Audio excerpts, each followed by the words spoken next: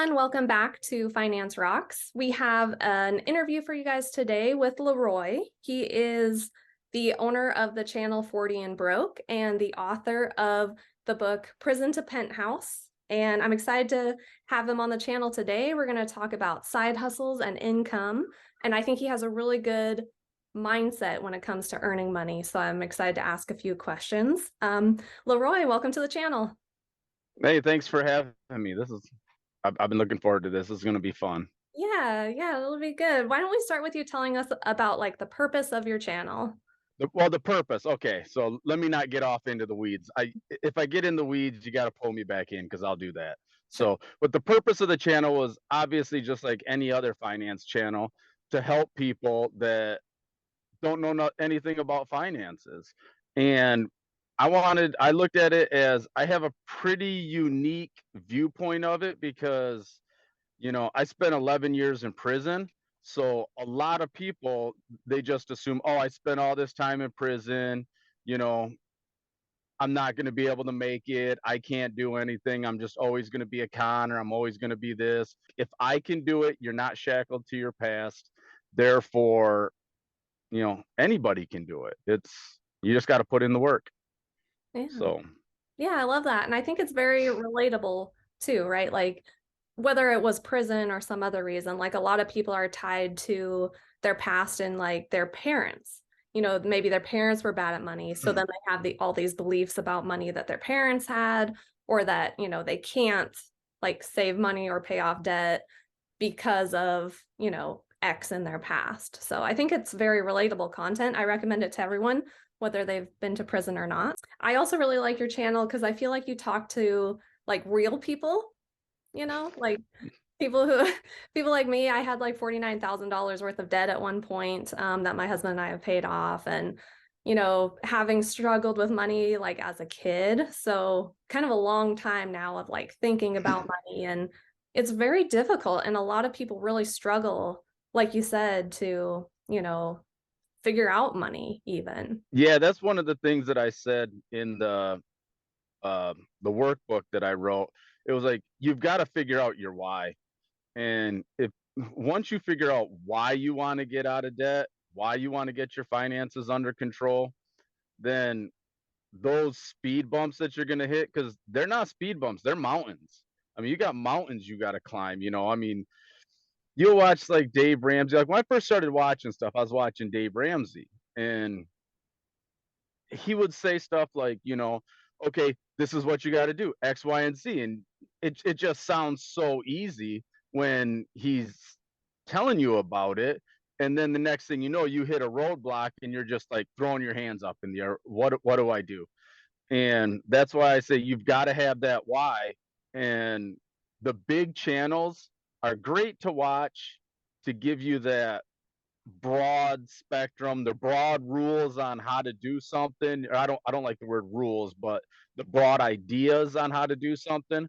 But when you start niching down into the smaller channels, then that really shows you the day to day on just how to make things work, because otherwise you'll just get lost in the weeds and you'll come to that first mountain, you'll start climbing it, and once it gets hard, you'll be like, this ain't worth it.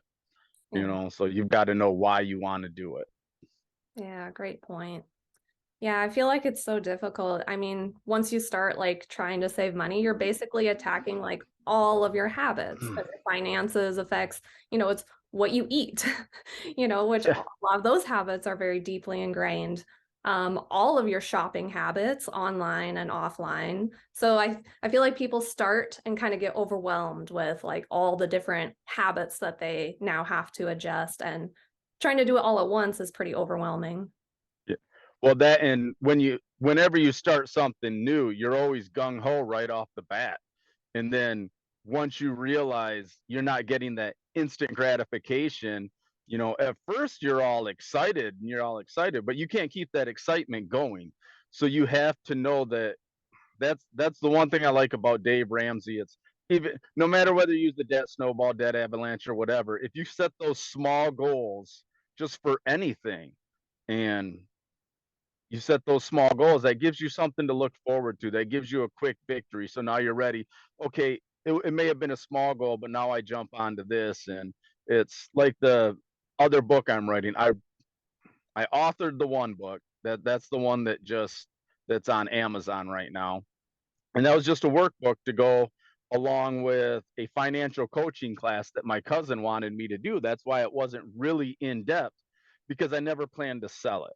I was always like, okay, so I'm going to have these group meetings, kind of like AA or NA, but for finances, and that's who it was designed for. People that were have substance abuse problems, because that's what my cousin is. He's a substance abuse coach, and he's a recovery coach, drug addiction. And he was like, I want you to coach these guys because you're relatable to them. They can look at you and see, oh, you've been to prison, you've done this, that, and the other.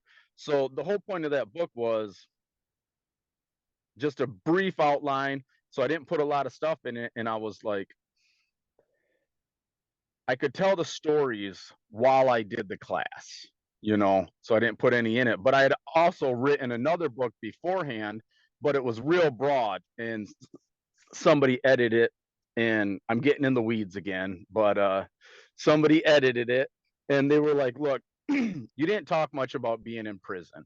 She's like, that's your niche, that's what catches everybody. She's like, this is just a basic budgeting book, there's a million of them out there. You need to talk about prison. So I went through, and one of the goals, I let it sit for a while because I was just like, okay, this is just overwhelming to rewrite. But then it's like I told my brother one day, I was like, I'm just going to write in it a little bit every single day. So just every single day, I would open it up, I'd write a little bit in it. Next thing you know, it was like 3 weeks later, I had rewritten the entire book. Mm. And that's being edited again right now. She's looking it over again right now. So hopefully I'll have that one up. But that goes back to what you were saying with getting overwhelmed. It's like if you just break it down into small increments. I was watching The Time to Thrive. I don't know if you've seen that with the Tony Robbins and Dean Graziosi. They Mm. did it a couple years back. It was like during COVID.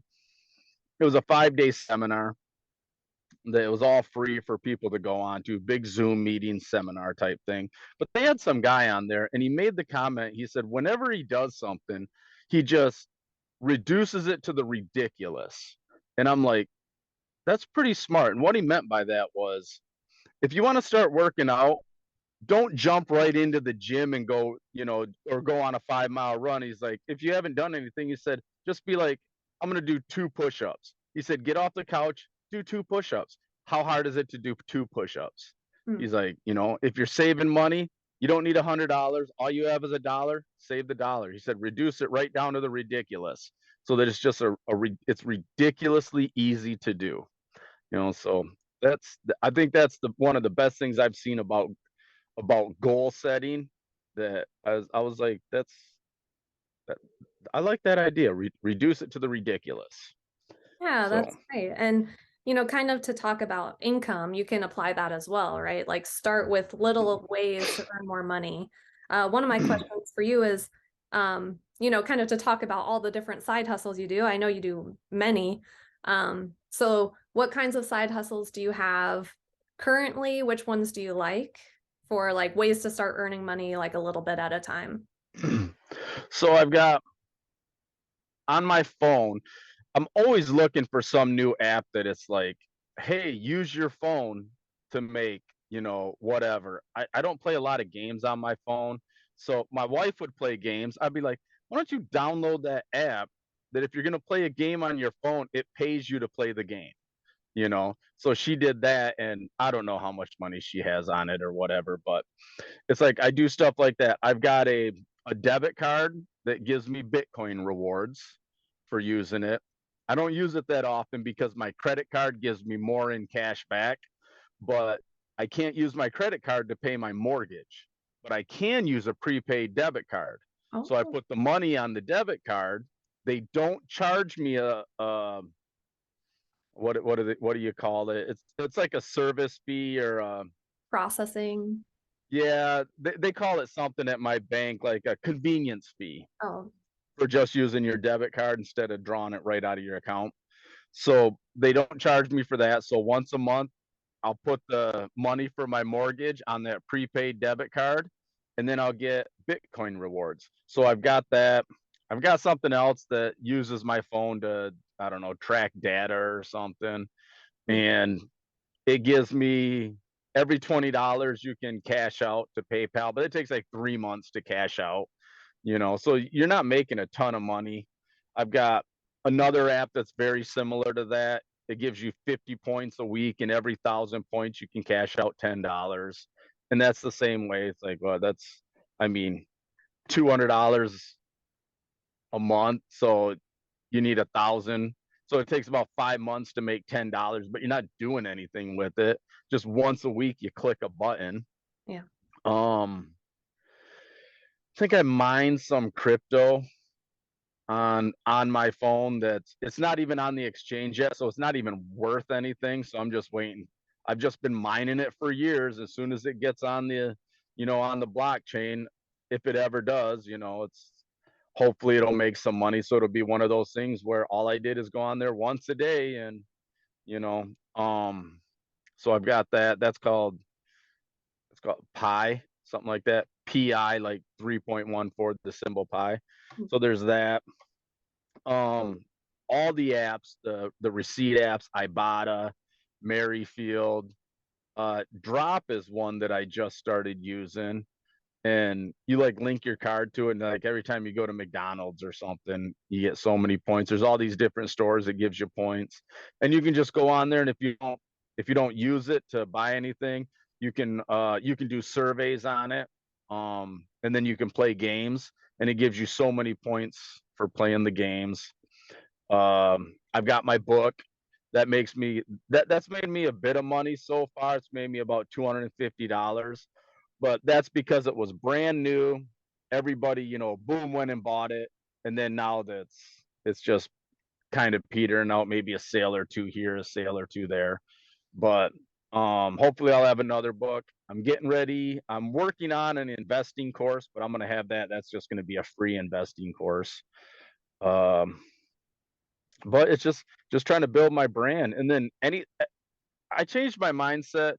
um do you watch anything on the like Robert Kiyosaki, the Rich Dad? Yeah, and I've seen some um valuetainment and yeah, I love valuetainment. yeah, it's a good one. But yeah, the Rich Dad, there was a guy that's part of his organization called Tom Wheelwright, and he wrote a book called Tax Free Wealth. And the book's a couple years old, but the basic concept of the book was the tax code is X many pages long, you know, and it's like only 5% of the tax code, which is like a huge, it's huge. If you've ever seen the tax code, all the books lined up, I've spent a lot of time in the law library in the prison, and the tax code is like three just shelves worth of books, just tight right against each other. It's a bunch of books, and it's like 5% of it. That's it. That's all that's designed to make you pay more in taxes. The other 95% of the tax code is designed to make you pay less in taxes. You've just got to figure out what the government wants from you so that you can pay less in taxes. So that's one thing I do is I started looking at everything as, how can I make this a business?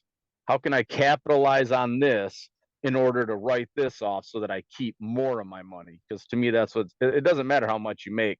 Dave Ramsey says you can't out earn your stupidity, but it's how much of it you can keep. And the less the government takes from me, the better. Yeah. So And just so everyone listening knows, like we're talking about legal ways, the government yes, legal ways to yes, reduce your tax burden. yes, I feel like anytime taxes come up, like there's comments about, like, oh, are you talking about not paying taxes? No, it's yeah, the no, government wants to give people tax incentives because they want us to save for retirement so they don't have to yep, cover the burden of us.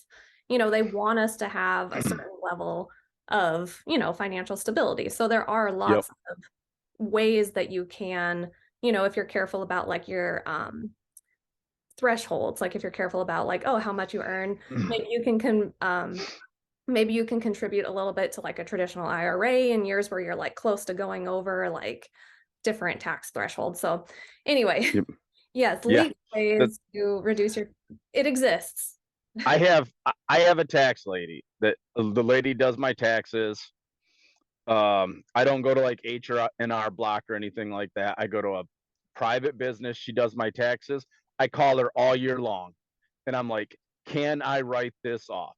She'll Mm. say, "What's it for?" And I'll be like, "This." Well, how does it tie into this? And I'll be like, "Well," and then I'll stretch the envelope. I'm like, "Well, I can make it. It does this, this, this." She's like, "You're kind of stretching it, aren't you?" And I'm like, "Well, yeah." And she's like, "Not worth it." And I'll Yeah. be like, "Okay." And then I'll be like, "Well, how about this?" And she'll say, "Well, what are you using it for?" And I'll X, Y, and Z. Yep, you totally can, but you need to do this also. And so that way, everything I do is it's on the up and up, because people will be like, "Well, how do you write that off?" And I'm like, "Because I have this, Yeah. and I have a tax lady that lets me know whether I can or cannot." So definitely, she's worth her weight in gold. Having a professional tax lady to do my taxes, it's I can't even explain how just great of an asset that is. Yeah. You know, Yeah, because so you do have a full-time job, and then in addition to it, you have your YouTube business, and then, you have like, you're part of the Amazon affiliate program, and then all these other side hustles as well. So I like that idea of thinking of having a business, even if it's not your primary, yep, source of income. So that way, like you said, you get to write off certain things that you wouldn't otherwise. Like I get to write off a portion of my cell phone that I otherwise wouldn't be able to because I have like my YouTube channel and my coaching business as well. Um, yep. and I do the same. you do coaching too, right? I haven't technically coached anybody yet, but that's the plan. I was just talking to my cousin yesterday about um what he wants me to do with some of his guys. He wanted me to do a group meeting, but he was like getting the funding for like a 10-person meeting. He's like, that's hard. But he's like, so he's like, I'm just gonna send one or two guys to you at a time to start, coaching them. So I'll probably be starting that up at here pretty soon also. So, Yeah, and you kind know, of to bring it back around to what you said about like reducing to the ridiculous, when it comes to income, it can seem like what's the point of $10? You brought up like, oh, do two push-ups. What's the point of doing two push-ups? It's not going to get you to your goal. But it's kind of that mindset of like, well, it's a little bit of improvement. You have to do two push-ups in order to do 10. You have to earn yep, $10 in order to earn 100, and 1,000, and to get up more and more. And I really believe like that it's the belief that small amounts don't matter that is more yep. detrimental than the actual, you spend $7, like, oh, is that very much? Well, no, but if you have that belief, maybe you're doing that 5 times a day, which Yeah, really does add up. yep. And I did the same thing. That's why I just recently, 3 months ago, started I expense track, and I've been doing it for a while. I put it all in a little calendar, and but I would do my closeouts, but I would just count up my no spends. I might count up something else. Oh, I worked out this many times during the month, but I never really looked at like my lunches. And so I remember one month I was like, I need to add up my lunches. I need to know, what am I spending on lunch? And it's not like I go buy lunch every single day. I might go buy lunch once. It was like once, maybe twice a week. Excuse me.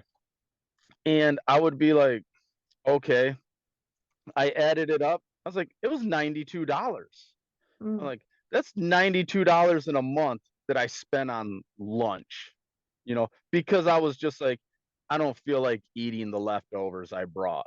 And then when I realized, wow, I spent $92, well, those leftovers really started looking a lot better, than some deep fried, chicken wings at a gas station deli. sure. So, but it's like you said, and it would always be $6, $7, and then but that $6, $7 over the course of a month was $92. Yeah. So it don't seem like much at the beginning, but yeah, it adds up. It adds up quick. Especially for people that are like paycheck to paycheck. Like if you are tight, if you have a tight budget right now, then small changes are really your only option, right? Yep. Like you start with those little ones until you find ways to get to accomplish the bigger ones because it's not always easy to like move if you have an expensive place. It's not you can't Yeah. always do that right away, but you can always start with those little ones, the Yep. little improvements. That's why when I see the one thing I do say about I wrote up a little thing on to send to like the counselors that where my cousin does his counseling, like the lady that's in charge. It's like, okay, you want these people to follow Dave Ramsey. That's great. I was like, but and here's why he's so great. But here's why he's completely unrelatable to everybody that is doing your class. So they're not going to put the effort in like they would to somebody that's relatable. And it's like he'll tell you, oh, you've got that cat. Let's say the Cadillac that's costing you 60,000 a year, or it costs you $60,000 to buy, and he's like, well, sell that and buy a cheaper car. Well, what if there really isn't a cheaper car to buy? What, nobody wants to buy the car? Yeah, you can go trade it back in, but it's or oh, you're an expensive house, just sell your house and move. Yeah, it sounds good. Just sell your house and move. It's sometimes you've got ties to things and you can't just sell it. Yeah. It's yeah, the little increments. If that's all you can do, it's I always tell everybody, budget your money and then expense track it because you're gonna figure out like one of my cousins yesterday, she was like, this sounds good about investing. She's like, I don't even have money to pay my rent a lot of the times. And she's like, but you're telling me I should start investing. That's like, I would really love to see your budget because I'd like to see where your money's going. It's like, oh, you can cut this out. Well, I don't want to cut that out. Well, that's why you don't have any money. Yeah. If you can't make that little sacrifice now for, a benefit later, then yeah, you're just gonna always be stuck paycheck to paycheck. Yeah. So I wanted to ask you, what do you think motivates you the most, earning, investing, or saving? Like, is there one where it's like that's the one that's like strongest for Investing. you? Investing. I Interesting. don't even have to think about it. Investing. Yep. Okay. So when you say investing, are you talking, can you elaborate on that? Like what kind of investing or what you like to do? And anything. I've got so many. I keep looking over here because I have my phone case. And I keep thinking it's my phone. And I was gonna pick it up and be like, I got so much stuff on my phone. But Okay. I've got like Coinbase, Webull, Robinhood, M1, my 401k at work. And I tell my brother that a lot of people they're either car poor or house poor. I'm 401k poor because my 401k is pulling 18% out of my paycheck right off the rip. Nice. And I'll probably get a raise next month because it'll be my ninth year at my job. So I'll turn around, I'll probably bump it up 2% so that it's at 20%, you know. And and then I send $50 every paycheck to M1 Finance. But I don't know what it is about investing. I love watching everything go up, and I don't know if I'm even weirder that when it drops down, I get even more excited than when it's going up because I'm like I'm buying so many more stocks for less money now. Yeah. So it's like clearance shopping to me, when everything dropped during COVID, when it dropped like 50%. I was pulling money out of my emergency fund and just throwing it in the stock market. I'm like, this is a once in a lifetime opportunity right here. And that's why my like marathon is up 250%, because I bought it at pennies. Mm, So, but yeah, I love investing. I trade some, I do a little bit of swing trading, mostly with crypto because it's so volatile, sure. but that's a very small percentage of my portfolio. It's just something I like doing for fun. Like my brother's a day trader. That's what he does. And I mean, he talks to me, and I was at his house just earlier today, and he was trading. He was explaining stuff to me, showing me the charts, and I'm just sitting there looking at it, and I'm like, dude, that's even more in depth for what I want to do. I just want to make 10% on this crypto swing trade, and then buy back in on the drawback, and then make another 10% buy back. So, but I don't know. I love investing. As soon as whenever I got into finances, investing was like the first thing I was just ready to go do. I wasn't even paying off debt. I'm setting up Robinhood, and but it's I don't know. It's fun. It's fun. Yeah, that's so great. You can get started with so little money these days. Like back in the day, it used to be a whole ordeal to try and buy stocks, but it's so easy and you can start with so little. Like you can buy a $10 stock these days, like Yeah. easily. And I think that it's really good for people to try to learn investing even when they're still paying off debt, like taking that $10 to $100, because they might be people like you. They might be people who are very motivated by investing and just don't even know that because they haven't tried Yep. it. And then that might give you the motivation to really stick with your finances when things get hard or when you get tired with it. Helping have that internal motivation to keep going. I think that's great. Yeah, and it's like you said, it's so the barriers are so low now to get in that you don't have to go to a brick and mortar. I mean, you can do everything on your phone. My mom, I don't know, 2 years ago, I sent her a link for M1 Finance. I'm like, look, just call me if you need help setting this up. A week went by, and I'm like, so I had called her, and I was like, hey, did you get this figured? Do you need help setting this up? She's like, oh no, I figured it out. My Yeah. mom, who's 60, or or whatever, and no problem. She had no problem figuring out how to set up an account on M1 Finance, send money to it, and you know build the pie of the different stocks she wanted. So I was like, it's so easy to do. I know people that they invest $1 on Cash App. $1, they buy $1 worth of a stock. Every time they go make a purchase, let's say they make a purchase at McDonald's, so they'll buy their way of their punishment for like their impulse spending. I spent $1 at McDonald's. I need to buy $1's worth of McDonald's stock. And any bill they pay, that's what they do. Okay, so one transaction equals $1 worth of that stock. So, and they do that every week, and it slowly adds up. Yeah. You don't think $1 adds up, but it over time it does. I love that. There's actually, okay, so this is a little silly, but there's a Jay-Z quote where he says, if you can't afford it twice, you can't afford it. So I like that Yep. idea because then, like, oh, if you could afford to buy it twice, take one and invest that Yep. amount. So that's Yeah. funny. Kind of ties in with that. That's have you ever watched the channel Jasper Singh with Yeah. Minority Mindset? Yeah, Yep. he's great. And yeah, he's he's one of the first people I found because he's from Michigan also. He lives down in Detroit, I believe. And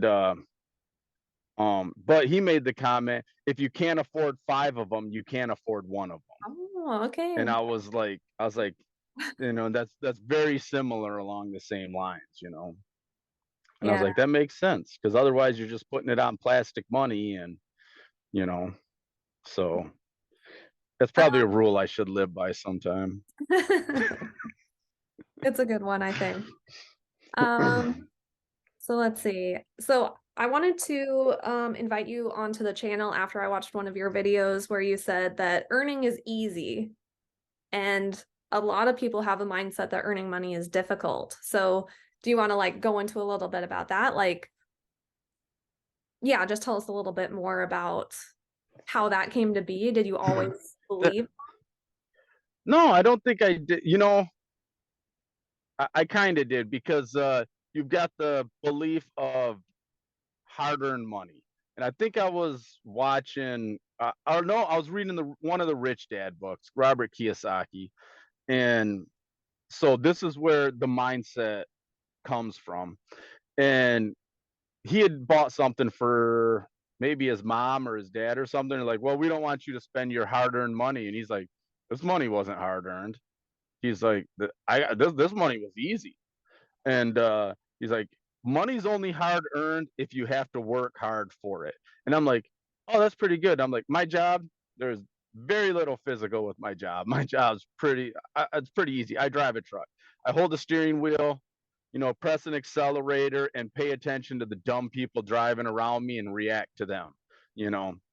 So, but where that came from, that I remember that post you're talking about, and I was talking to my brother that morning, and I text my brother every day. We motivate each other to do our stuff, get our stuff done, and he said something about go out there and make that money. We got to make that money, and I was like, dude, making money is easy.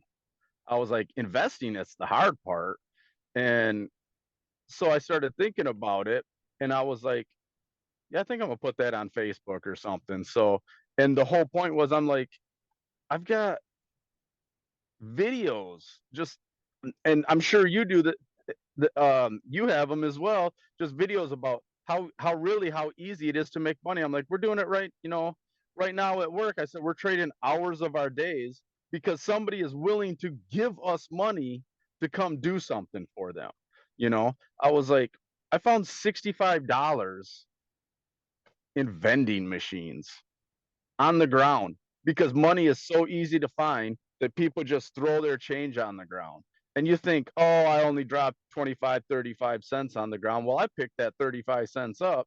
And over the course of the year, I found $65. You know, I was like, I take 2 seconds to snap a picture on a receipt. Okay, so we buy frozen pizzas, because they're a quick meal when everything's hectic. We can throw this frozen pizza in there. And we like these cheap Red Baron pizzas, but they've got these stuffed crust ones. Ibotta gives me $2 back on every one that I buy, up to three of them. So I'll buy three of them at a time, get $2 back on them. And it's like, so now I just made $6 on something I was going to buy anyways, you know? And that's where it came from. I said, making money is easy. You just got to figure out the little tricks to doing it. And I said, the investing it part's hard because now am I going to take that $6? What am I going to do with it? Oh, I got $6. I can go spend it. No, take that $6 and invest it. Make that, turn around and let that money make money for you, you know. So that's the hardest part that people don't understand. It's not hard money. It's not hard earned money. It's hard invested money. So it's don't spend it. Yeah.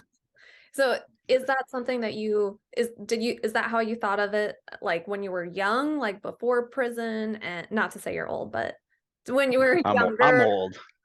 we were all younger once. Yeah. When you were younger, like, or has that changed for you? Um, it's changed because I was and I kind of said this in a video where, like, prison really didn't. Okay, so when I was younger, I grew up dirt poor. I mean, like dirt poor, wood stove in the house. I mean, I say it's a double wide trailer, but imagine two single trailers, mobile home trailers. My mom had a friend of hers. Her trailer had burnt, so she got that old trailer when it got moved out, slapped it next to our trailer, and we kind of just tinned over the top to make one roof. And then so we had two trailers put together, and that was our house, you know. So I would walk to the store and pick up bottles in the ditch to buy like a package of hot dogs so we could have something for dinner. So it's like I grew up pretty broke. And so I was always, if I had money, I spent it. It always got spent on something. There was always something I wanted. There was some luxury that I normally didn't have, so I was like, I'm gonna buy this luxury. I'm gonna buy this little ice cream cone, or I'm gonna buy this candy bar, or I'm gonna buy this, that, and the other. So, but it wasn't until I got really out of prison, even so when I got out of prison, I was still with that I could die tomorrow. I don't know what tomorrow brings. So you only live once. And before I knew it, oh, I got a motorcycle. I want some chaps. Well, I got this credit card, so I went and bought chaps. Oh, they were on sale. They were $75 chaps on sale for 25 bucks because the place was going out of business. Well, whoop, let me swipe that card. Let me swipe the card for this, swipe the card for that, you know. So, and then I would just make the minimum payments. And yeah, we know how that works. But it wasn't until like right before I kind of really got deep into finances, um, I was just like depressed. And I remember the night that I got into finances. I would watch Impractical Jokers, and I just watch the clips because I mean those guys are funny. And but at the same time, it kind of made me depressed because I'm like, these guys are out here living their lives, and I'm sitting here washing dishes, not doing anything I said I was gonna do while I was in prison. Like when I was in prison, I'm like, I'm gonna do X, Y, and Z. I'm gonna do this, this, this, and this when I get out. I'm like, I've done none of it. It's been 8 years, 10 years since I got out of prison, and I've done none of this stuff. And I'm like, I worked way too hard to be broke. I worked way too hard to be paycheck to paycheck. And I don't know if it was the gods, if it was fate, if it was just dumb, stupid luck that made me listen to an ad that had popped up, and it just led me down the rabbit hole into a one of those little clickbait habits the rich have, and that's what it was. 7 habits the rich have that the poor don't have. And I was like, well, what's this? I mean that's just a super clickbait title, so obviously I did what any sane person would do. I clicked on it. And I was just like, these are stupid simple. I do every one of these, but I never put them together in the same direction. So once I did that, once I figured that out, I just went down the YouTube rabbit hole and started learning about finances, investing. Because I used to be the guy that was like, yeah, the stock market's rigged. It's rigged. And I still believe it's rigged to an extent for the big people. They're never gonna get consequences. It's always gonna be too big to fail. So the government will come bail them out. But I believe now you can make money off the stock market. So, but that's my mindset totally changed on that. It's like I can do this. I can save. I can stop spending, and it's a process. It takes a while. You got to change your entire mindset towards things. So it's not as easy as it sounds, but it's work.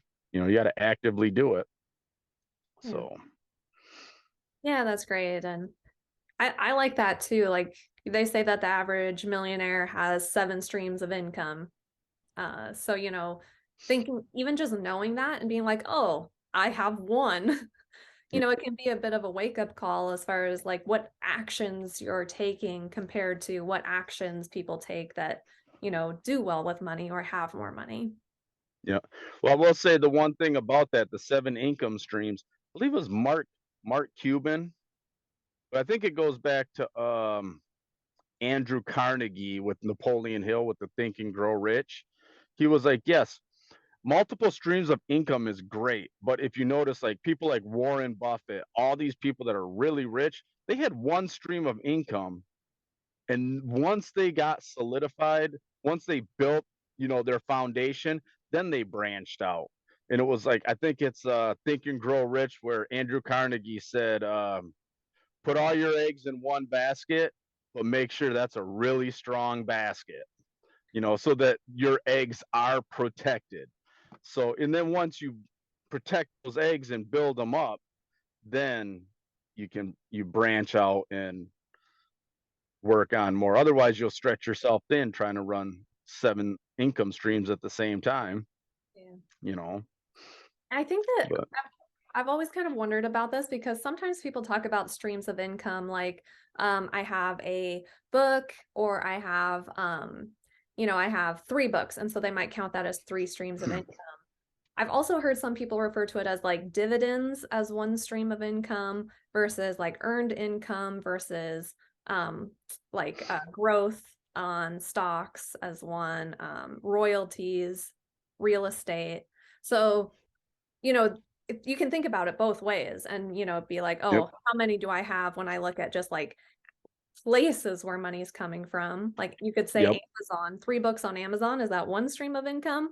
or is that 3? So Yep. just thinking about your income in different ways, I think is really helpful. Yeah. And I agree 100%, and it's like you were saying, is that book, even if you can, whether you consider the book, you know 3 books, 1 stream, or 3 streams, it's still an extra income. The one thing that I like how Gary Vaynerchuk talks about it, he's like, where people, they want the passive income because they want to sit on the beach drinking mai tais with their feet kicked up and not have to worry about money. But he's like, that's not passive income. There's nothing really passive about the passive income.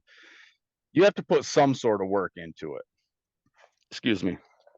Even if it's stock market investing, you got to know what you're buying, and if you don't pay attention to it at all, and the next thing you know, something tanks and that company just completely goes out of business, but you're not even paying attention to it, well, you just lost all your money in that company. I mean, it's rarity that something like that's going to happen, but it does require some little bit of work. So I would say it's less passive, or I mean, less active income instead of passive income.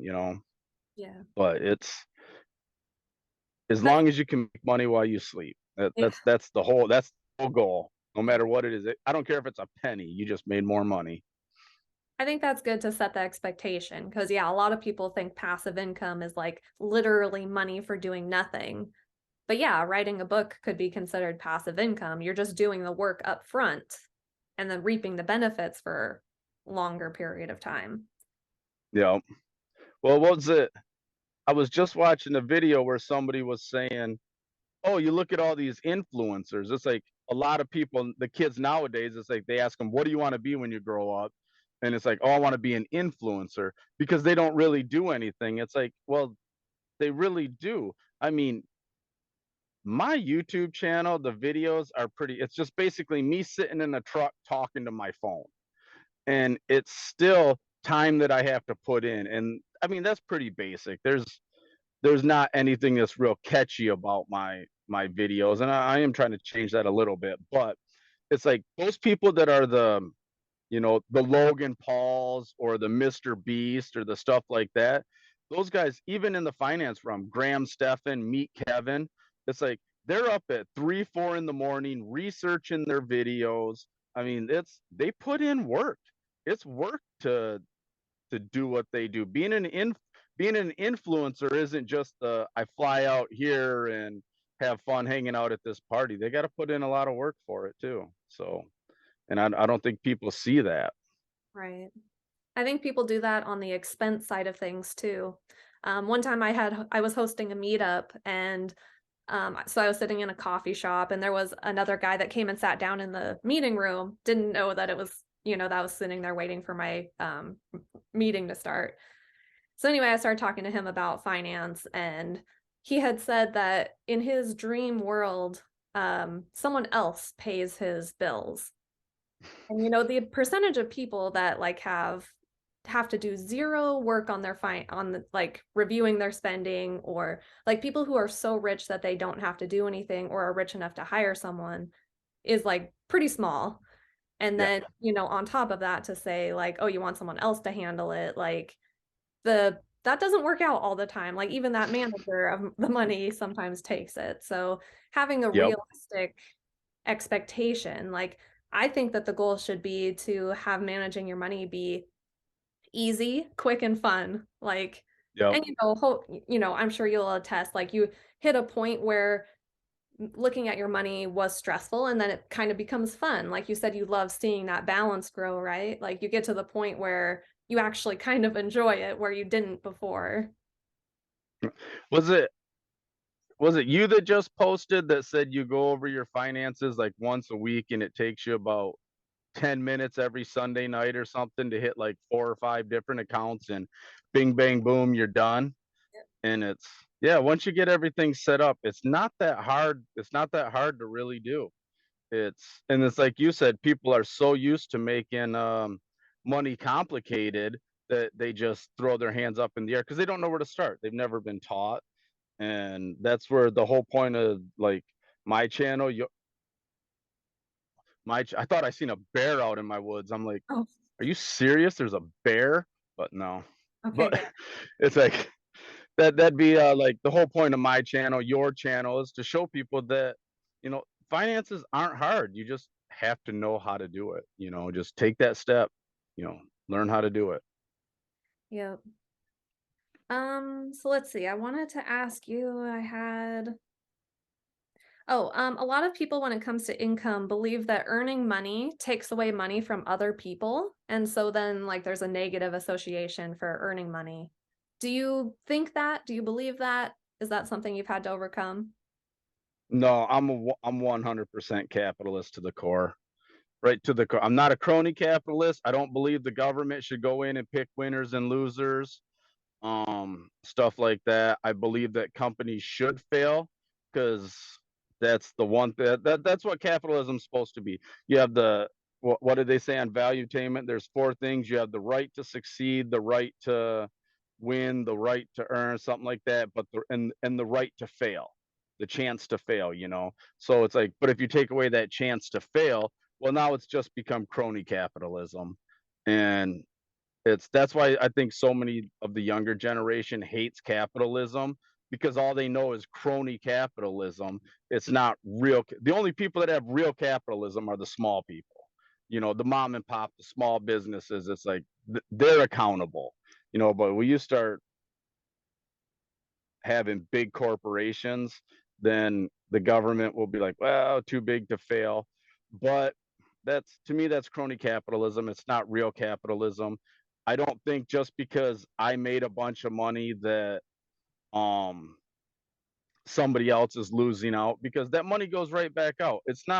I'm not Scrooge McDuck that I've got this big vault that I put all my gold in and swim in it, and the gold just keeps piling in there and it never goes back out. It's the rich are always, as soon as they get their money, they're putting it right back out, but they're putting it out in ways that benefit others but benefit them at the same time. So there'll always be money, and it'll always circulate. That's why it's called currency, because it's always moving. It always needs to move, otherwise it's worthless. It's just a piece of paper. Yeah, So I always think about how like money is always being created too. Like our system is so complicated, but just to think about it in a more simpler term, like even when we were using like gold, as a source, like mining gold, they didn't just mine it and then they were done. Like there's always new money coming into the system that people can then choose to spend. So you might not be taking away from anybody by earning it. Um, yeah, and then also like, you know, I want to try to provide good products and services. So if I do that, it's up to the person spending it to decide if they want to, give that money to me or someone else in exchange for it. So I think that's a good way for a system to work too. Like you don't want to overemphasize like like not as good products and services. So it makes sense that yeah, people should have the freedom to spend their money how they want. yeah. Well, that's the whole thing. It's like when people start saying, like, you bring value, it's like, and someone's like, well, I'm kind of a libertarian to an extent. I'm 100% belief that, like, my wife will be like, oh, I hate paying this bill, I hate paying this bill. I'm like, I hate paying taxes. I'm like, at least with the bill I get something in return. With the taxes, I just get a bunch of, corrupt politicians. So but it's like, um I completely forgot where I was going with that. So I'm not gonna lie, I Okay, completely forgot. I But didn't really it's mean to get in, I didn't mean to ask you a political question, but I realize now oh that that kind of was, so no, I didn't even get political with that. I can get political, but I learned to draw myself back from that. But yeah, no, that's kind of that's I do have the libertarian mindset where I believe I understand, like, the arguments against it. It's like, oh, if it wasn't for taxes, you wouldn't have this road, or you wouldn't have that, or you wouldn't have the police service. And people are like, well, private companies can run this a lot better. It's like, yeah, but you've seen during the Wild West what happens when the robber barons own the police force. They picked and choose who the cops were going after. So it's like it's necessary evil type thing, I guess. There's You know, no perfect system really. no, none whatsoever. But I think capitalism has done more to get people out of poverty. And if you just look at the negatives to it, you're always going to find the negatives. But if you actually look to the positives of capitalism, you see that there's way more positives than there are negatives to it. I mean, I spent 11 years in prison, and I'm sitting here telling people this is how you can make money. If Because we're a capitalist system. I was like, I mean, in other systems that, let's say, they weren't capitalism, what are the chances of me being able to do that? I mean, I don't know, because I've never lived in anything but a capitalist system. So that's just my belief, that I think capitalism has helped to, because I'm exchanging goods and services to somebody else. I'm not forcing you to buy it. I've forced nobody to buy my book. Nobody's been forced to do it, but they do it because they wanted to, because it was something they wanted. They're like, okay, this guy's bringing me some sort of value. In exchange, I will give him my money, which is valuable to me. So it's a voluntary exchange. It's not, there's nothing forced about it. So Yeah, because I mean, other, yeah, I think people get kind of confused about the purpose of money. The purpose of money is just to make exchange easier. So yep. they're like, well, all I have is a goat. Would you take a goat in exchange for your book? And then you're like, I got all the goats that I possibly need. Yeah. Do you have anything other than a goat? It just makes it a little easy Yeah. to exchange, Yep. goods and services. So I think that's good to keep in mind. Like, because I mean, even just the word money, so many people vilify, money and finance, but really that's all, when you get to the core of it, we're exchanging things for value. Yeah. Yeah. It's a tool. That's all it is. So let's see. If you had to start fresh, what would you do to earn money? Would you like choose a different career path? Were there like things that you could have taken advantage of that you'd go back and change? Okay. So now here's where this question, I've thought about this stuff like this. Is like, oh, what would I do if I was 13 again? But do I have all the knowledge I have now? Sure. Or am I 13-year old me that was the 13-year-old me? So I have all the knowledge I have, Whichever. and I'm going back. Okay, so I'm going back. I have all the knowledge I have now. Yeah. Oh, I'd start investing long before that. Mhm. But here's the problem. Okay, so now we get into time, space, continuum paradoxes. Okay, so I know that, let's say, Apple is worth X amount right now. So if I would have bought Apple, let's say when I was 15, let's say 50 cents a share, and I dropped, say, I don't know, $1,000 on it or whatever. So now I've got all those shares. Well, I just completely changed the future. So is IBM still going to be worth what it is? Am I going to buy a bunch of IBM, but now it's junk? So I don't know. It's just one of those. I'm a truck driver. I got nothing but time to sit there and think dumb scenarios. But yeah, it's my wife's getting ready to leave back for work, so but no, it's I think I like my job. I'm a truck driver. It's very simple. The whole reason I picked being a truck driver is because be I always assumed that I was going to work till I was 70, that I'd never be able to retire. And so I was always like, what can I do till I'm 70 years old and it's not going to just totally destroy my body like construction? Because that's what most people, when they get out of prison, that's what they do. They go right into construction, because the contractor don't care how many felonies you have, as long as you can nail a shingle to a roof and show up to work and have a driver's license. I mean, those are three things. If you got a driver's license, you're sober, and you show up to work, you're the best construction worker on that crew. It don't matter anything else. You could be scared of heights and not want to get on that roof at all, and you're the best worker he has. just because of those three things. It's like you show up, you've got a driver's license, and you're sober. You're good to go. But yeah, I was just like truck driving. It's super simple. I wish I would have started investing earlier. Wish I'd have known more about investing. I would have definitely started that as soon as I got out of prison.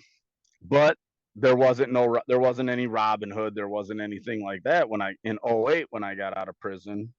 So I would have needed the job with the 401k, or I would have needed, the 2,500, 3,000, $5,000, whatever you needed to go to, say, a Charles Schwab or a Fidelity brick and mortar. But I think I would have been better at saving my money. I'd have listened to my brother more. My brother he was always good at saving money. He's the type of person that had to have so much in his bank account, so much in his safe in cash, and so much in his wallet. Otherwise, he was flat broke. So I mean, he could have $10,000, but if he didn't have that 10,250, that was what his threshold was, he's flat broke. And it's like he's eating ice for dinner. So but Yeah. That's kind of how it, I am. I think saving is my like preferred area. Like that gives me more security, feeling of security. It's more exciting to me than like the growth or the freedom of the others. So that's I definitely my kind of niche. I think uh, not to try to be like this is how men are and this is how women are, but I've noticed, I was telling this to my brother, I was like, very similar. Women like stability. you know it's they want the stability, so the saving, which creates that stability. Because he was talking about his girlfriend one day and how she was mad at him. I'm like, well, she wants the stability. Maybe she sees stuff as not being stable right now. And when he talked to her, that she was worried about, work, because he had quit his job. He's like, I'm sick of working. I've got X amount of money saved up. This is what I'm going to do. And it kind of freaked her out because she's like, well, that stability's gone now. And my wife's the same way. She's a saver. She's got the 100 little envelopes, and it's like, well, I ain't got any money. And then I'll look at the bank account, and it's like, you've got $7,000 between these envelopes. Well, that has to go here. Well, the car's on fire right now. I think we can pull, you know, from the maybe bucket to fix the car. But that, to her, it's that stability. She likes that. She loves having that stability. Whereas I'm all about, hey, let's take that stability that you have, throw it over here, and make a whole bunch more stability. Mm. Yeah, we can lose it, but I'm pretty sure Gonna, it's going up. We're yeah. gonna make money. Just have faith, you Yeah. know.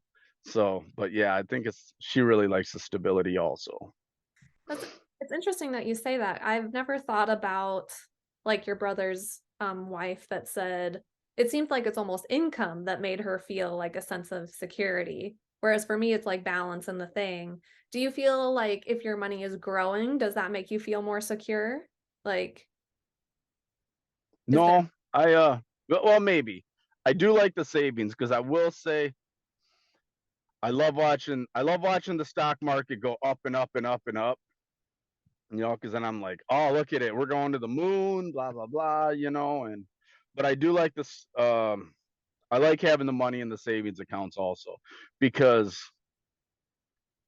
like right now, if you were to ask me right now, I'm flat broke. And it's like I've got money that was saved up. My emergency fund just completely got wiped out. I mean, I've got to use my emergency fund to pay my tax lady here in a week. And it's because all my other funds have been depleted. But last year I went through, I mean, I basically had to completely fix my truck, fix my car. I fixed my father-in-law's truck. I did a whole bunch of stuff, and it completely wiped out all of my savings. So I was just like, oof, that went real quick. And so I've been building it back up. And I'm doing that 52-week challenge. And I had never finished it. And I kind of felt bad because I just depleted what I had in there. And then I started thinking, that's what it's there for. I'm just saving this money to have a buffer. So it's like, as long as I keep saving, yeah, I'm doing that 52-week challenge. I might end the year with a $0 balance in that 52-week challenge, but I still did the savings challenge all year. Excuse me. And it's that's why a lot of people get stuck on the I need to have this amount. So I'm going to let this over here burn because I don't want to spend this right here. It's like that's what you saved up to put that dumpster fire out.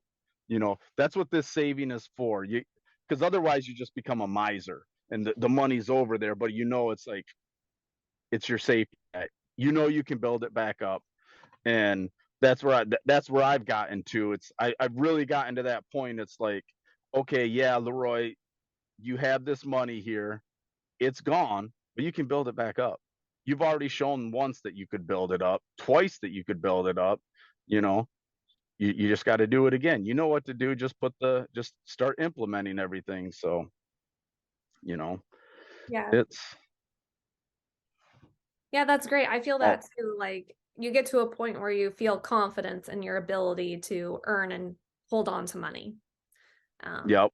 yeah, and then I really like the idea of having like um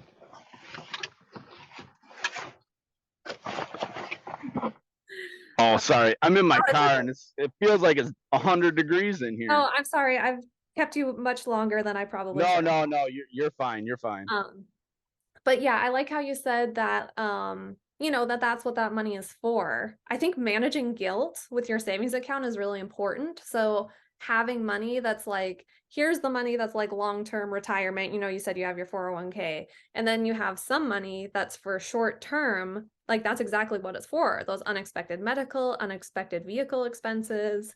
So that way you don't have to feel guilt. Like that's what that money is for. And like you said, it is for that in your mind, but you still had to remember it and like redirect yourself from feeling bad about it. Yep. So yeah, that's really Yep. interesting. Yeah, I like how you put that. It's you have to have that guilt. Everybody tells me you have to have some guilt-free money that you can just spend so that you feel better and um just so you don't get to where everything's just focused on saving and the whole all work and no play makes Jack a dull boy. You've got to do something. You've got to have fun. Otherwise you'll burn yourself out. Been there, Yeah. honestly.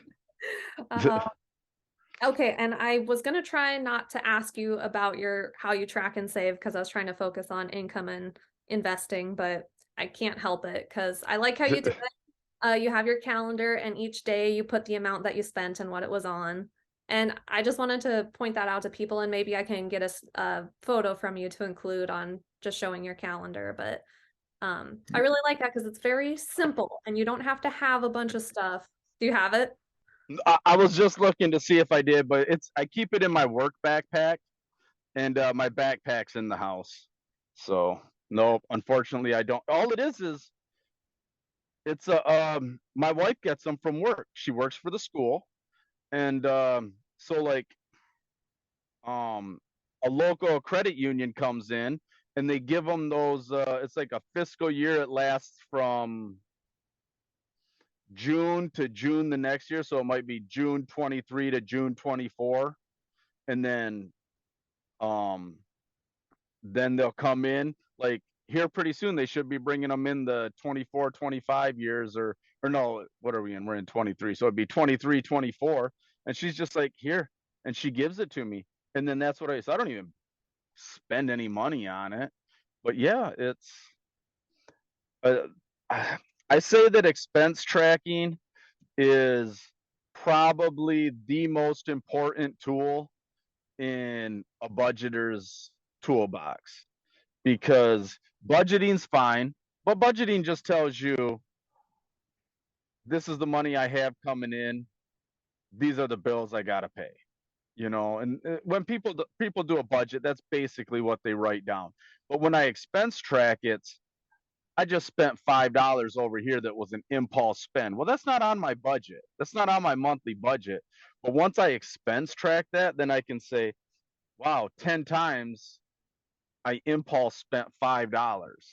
Okay, I need to tighten up on that. So that literally tells you where your money is going, and it's so important to know where your money is going. I can budget everything down to a zero based budget, and but if I don't budget those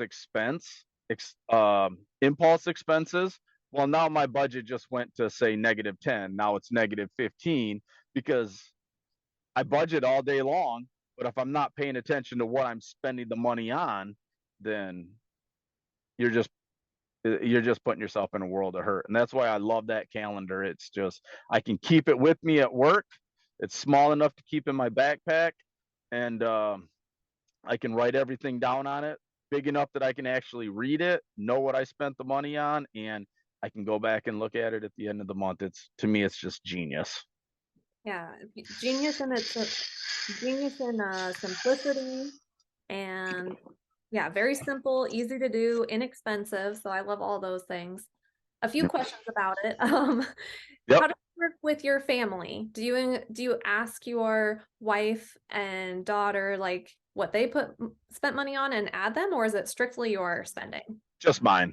Okay. Well, some of it will be theirs, like the groceries. I have no clue what our grocery budget is. Um, my wife works at the school. She's a parapro, so it's it's like 32 hours a week. It's just enough to where they don't have to consider her full time. So she's a part-time employee, and so I tell her every paycheck.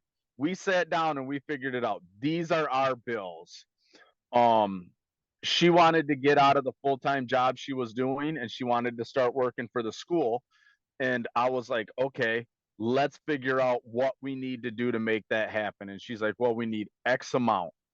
And I was like, okay. She's like, well, I can do this after school. I can do this, to make extra money. I can do this.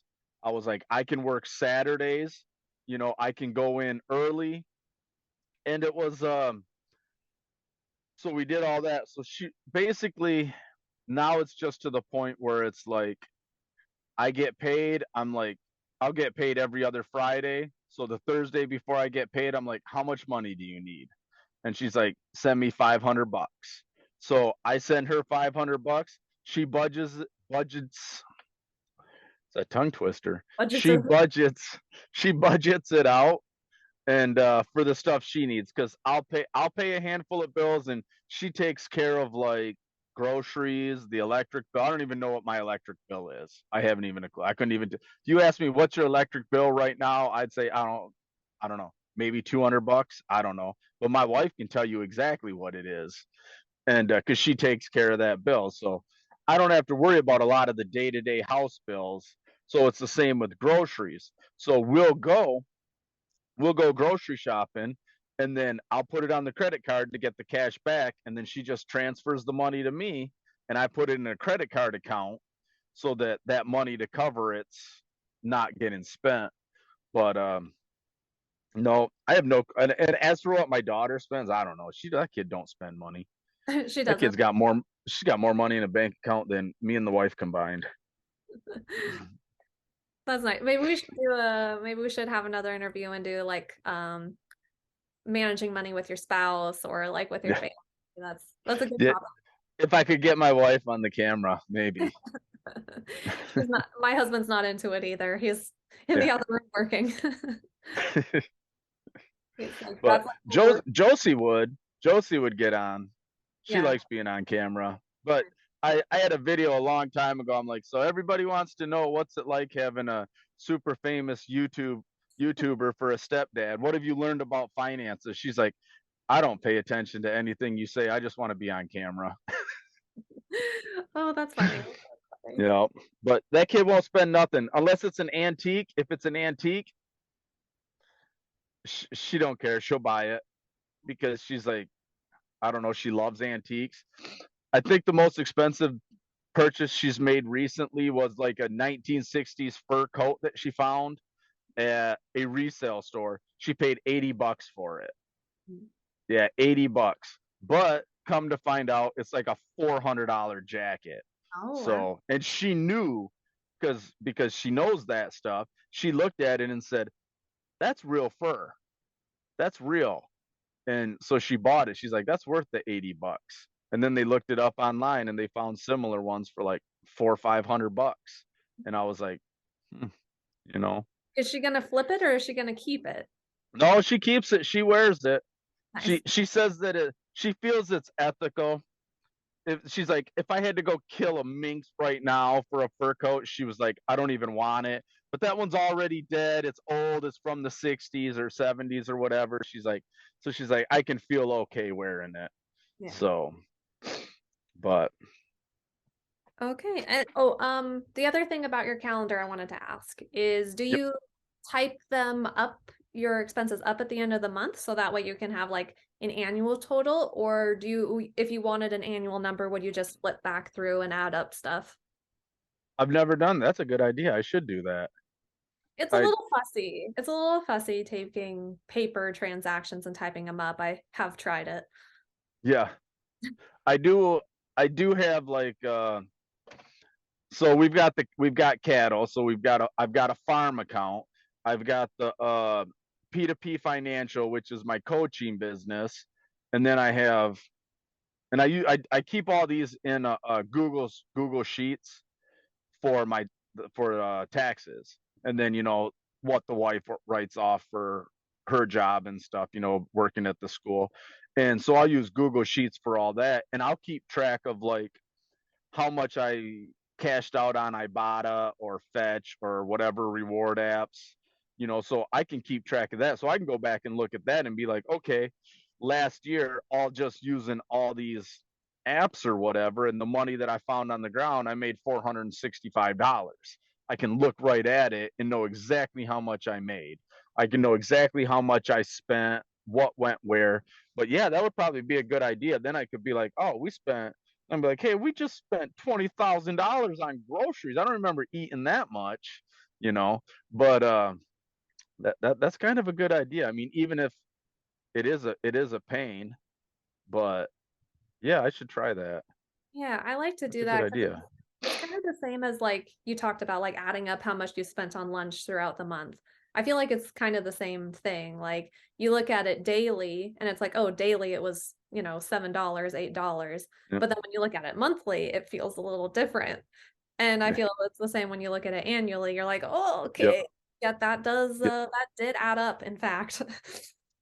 Well, that's why I love this community, because no matter who you talk to, they've always got something different that they do, and you're like, oh my god, that's genius. Why did I never think of that? And that makes sense, because it was just like the expense tracking. It's like, oh, I spent $8 here, here, here, here. I've been expense tracking for a year, and I never added up how much did I spend on lunch for a month, and it never dawned on me, maybe I should add that up. And then one day I did, and I said, $92. keep your keep yourself away from the gas station. It hits different. you know It's yeah, different. it really does. It really does. Yeah, I started tracking in mint.com in Hmm. like at the beginning of 2018. And so I absolutely love like looking at my annual totals, like year to year comparisons. And you could have the same thing like if you typed up, those transactions, but Yep. back and forth because I appreciate the simplicity of being able to write it on the calendar, have it be, just add it up, it's not that much work. So there's pros and cons to every system. Yep. Yep. It's um I forgot what I was just gonna say, because you said something and it reminded me of something about the Mint. Oh, the when you said Mint, I never tried Mint. I did try the Every Dollar app, and I tried um the Google Sheets. I tried I or not or but it was an Excel spreadsheet at the time. And I tried doing that with my expense tracking. I just found that it was too much of a hassle because I'd have to come home, get on my computer, start up my computer, do everything on my computer. But that's why I switched to Google Sheets, because now everything's right on my phone. It's like, so as soon as I spend, you know, whatever for the farm, I go right into Google Sheets. I've got the app right there. I click on it. Okay, that was supplies, $10. Boom, I put it in there and it's done. So I do it instantaneously. I don't even have to think about it. I don't have to go back and do it later. You know, it's so I might have to start doing that with my yearly tracking. That way I can keep up on it. That Yeah. would that would that would help. I'm gonna start another one now. Now I'm gonna go. Yeah. I'm gonna do that this afternoon. I feel a little bit bad now that I just created a project for you for having to type I've them got, up. I've got to. You know what? Honestly, what I'm gonna probably do is go rake out the stones out of my yard when we're done, and then from when they plowed it, and then I'll forget about that until like later tonight, and then I'll be like, oh, I got to do this. So, Good. but I'll get it done sometime, or I'll completely forget, and until I see you post something, I'm like, oh yeah, I said I was gonna do that. Well, you don't have to type up everything either. You could pick like one category, like food, Yeah. type those Yep. up. Well, that's always your largest variable expense. So Yeah. Yes. How long have you been doing the calendar tracking? maybe a year. Maybe, I used to have a really big calendar, like one of those desk calendar that sits on your desk. I got it from work, and I was doing that, so maybe 2 years, because I would write it all on that. But it got to the point where it's like I'd have to bring my receipts. It was almost like an Excel spreadsheet, where I'd have to bring the receipts. I'd have to remember everything I did, and if I didn't write it down that night, and it was, I mean, it's this big calendar. It's like a 2 foot by 2 foot calendar, and I'd have to pull it out from where I had it, like tucked behind my dresser or whatever. And um, so I wasn't very good with it. I did it, but I wasn't very good with it. I wasn't consistent. But once I got that smaller, booklet calendar, then I became more consistent. And I want to say I'm about to finish up the second, about to finish up the second year of that, the booklet calendar. So, Cool. oh, All right. Well, I've been, oh, go ahead. oh no, I just say, so I've been doing it for a little bit now. So, but there's always room to improve. I mean, just like I said, 3 months ago, it just clicked. Oh, maybe I should add up how much I spend on lunch, you know? Yeah. So, That's so nice because then you can slice and dice it different ways too. Like you can look at your food in total. You can look at coffee. You can look at, however you've been writing it out, which I think you did have it quite detailed.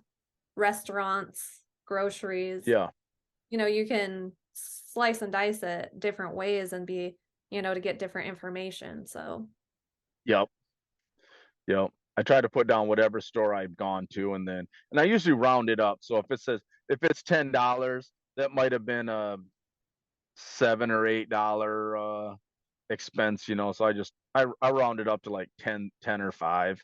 So the nearest 10 or 5 usually, but yeah, make it easy. yeah, the lunch was the only one that it was like if I spent 760, I'd round it to 8, because I was like, I want to kind of be as accurate as possible, because I want to know how much am I actually spending on these lunches. So, Yeah, I think that's great too. Like, that's the other thing about tracking. People think that you have to do literally everything, but you don't. You can pick no, one category to focus on. Maybe that's like clothes shopping. And so you no, mark out every cloth item of clothing that you buy, and that's what you track. And then maybe you focus on food. And then, it doesn't yep. have to be everything all at once. I say the same thing. I tell people the same thing with budgeting. I'm like, you'll hear the what's that, the latte effect. It's like, well, if you buy one latte every day for a week, at $5, it equals X amount, which equals this amount, which is this amount after 50 years. You just spent, $300,000, because that's what you lost out on compound investing or whatever. But it's like, let's be honest, who's really gonna say, you know what? Yeah, I'm gonna give up my coffee and I'm gonna go put that $5 in an investment account. It's very few people in reality are gonna do that. You're just gonna spend the $5 somewhere else, you know. So it's like, yeah, it was a potential to make X amount, but I was like, my whole thing is, like you said, you can pick and choose stuff. If buying that coffee every single day is something you want to do, just budget for it. But it's like, okay, I spend a whole bunch of money on clothes. I need to pull back on that. Well, expense track your clothes so that you know exactly what you're doing. So you cut your $5 out of clothes, and now you just made $5 for your coffee. So you're not spending five here and an extra five there. You've managed to balance it out some. It's just figure out what's important to you. Yeah, I tell my clients that too. Like, I don't care where it comes from. And you probably shouldn't either. Like, say as long as you're hitting your saving goal, who cares whether you spend it on clothes or food or Yep, whatever. yep. Well, that's like that post you put the other day where it was it's not I worked 6 days, but it's I had to spend for 2.5 months for that vacation. And it's like that's a good point because I'll sit there and I think that because I was thinking the other way. It's like, because that's what you see all the finance channels. They say, don't think that, that $100 pair of shoes, it's don't think of it as $100. Think of it as I just worked, 5, 6 hours of my life for it. Well, technically you didn't because you got taxes coming out of it. You got to pay everything else first. So if you can only save, like you said, 400 a month, well, you literally just worked a whole week for those pair of shoes, Yeah. so Yeah, yeah, I was like, it living made me look at expenses. it different. Yeah. Yeah, your Yeah. living expenses don't go away. Like, Oh, you have to pay those regardless. yep. So you Yep. should account for that when you're figuring out how much work you actually have to do to save for that thing. Yeah. Yeah. And I was like, that I had never looked at it that way. And it was just, like I said, there's always something you learn. I learn something new every day in the finance realm. It's like I learn something new every day, some new tip, some new trick. I hate the saying you can't teach an old dog new tricks. I hate that saying. To me, that's just a way for people to be like, I don't even want to put in the effort. Oh, And it's like, because if you look at somebody like our age, if you can't teach a new dog new tricks or an old dog new tricks, how did we learn to use Zoom? I didn't grow up using Zoom. You yeah. know, I had a rotary phone. I know how to use the rotary phone. You know, and it's like, but it's like, yeah, it's my dad learned how to use Facebook. But he'll be like, I can't learn that stuff over there. Of course you can. You just don't want to put in the effort to learn it. I was Yeah. like, that's the difference. Yeah. And I was like, that's what's important. And it all comes down to what's important to you. If you want to learn it, you'll learn it, Yeah. you know. And it's the same thing with finances. You should do a video about that if you haven't already. I don't Teach. know if I have or not. Yeah. I have so many video ideas that I've got them written down and then oh Yeah. What you said about it being an excuse to not have to, I'll have to play it back. What you said was great. yeah, Use it as an yeah, excuse to not change anything. Well, yeah. not That good. my other thing is like it's the positive mentality thing. It's another thing I don't like is when I'll tell somebody I'll be like, "Hey, have a good day, man." Like if I'm leaving somewhere for work and they'll be like, "Oh, I'll try," and I'm like, "Don't try, succeed." Just saying I'll try. That's just an excuse to say I quit. It's like so now you're like, oh, I have a bad day. Well, I tried to have a good day, but you're already giving yourself an out. Don't just say, I'm gonna have a good day. Don't give yourself an out. Who cares what's going on around you? You know, it's you're the one that creates how your day is. Yeah. So it's like I'm gonna have a good day, even if it's a complete crap day. It's still gonna be a good day.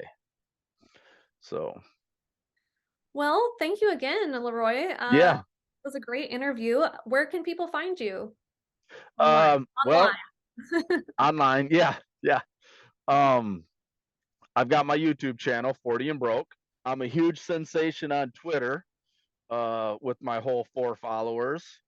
And that's just I think official 40 broke, because I think 40 and broke was already taken.